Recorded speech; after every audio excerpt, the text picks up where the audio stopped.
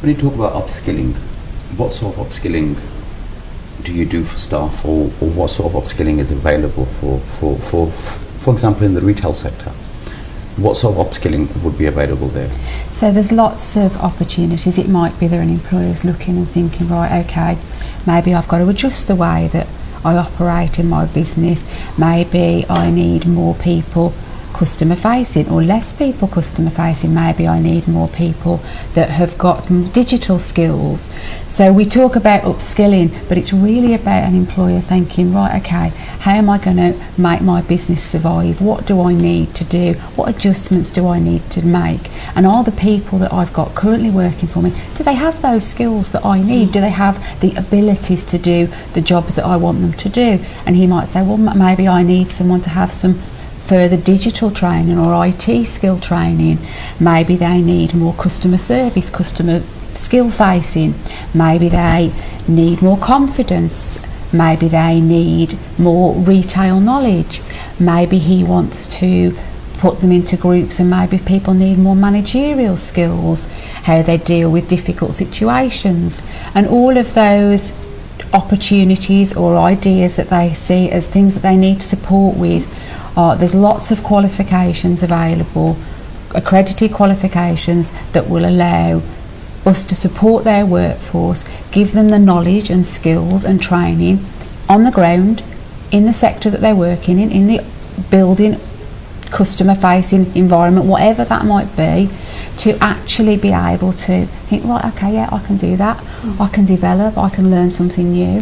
But more than that, they can help the business that they're working in survive through this pandemic and get more business coming back in, because those are the people that are working together to drive that forward.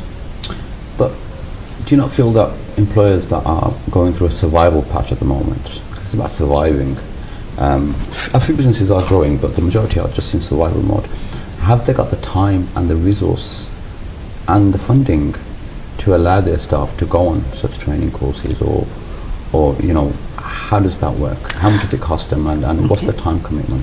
This is how we have to look at every business. Every business starts somewhere and grows, and you only grow when you invest, and whether that's time, money, manpower. Without investment, there is no growth. So how an employer has to look at this right now, what we offer doesn't cost them anything. It's all ESF funded money, or it's local government money. Our funding is through ESF, ESFA, adult education budget.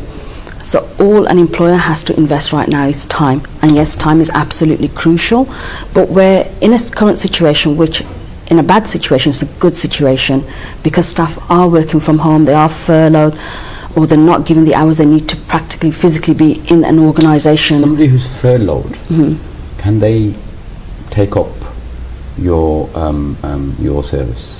Absolutely, because they're still employed.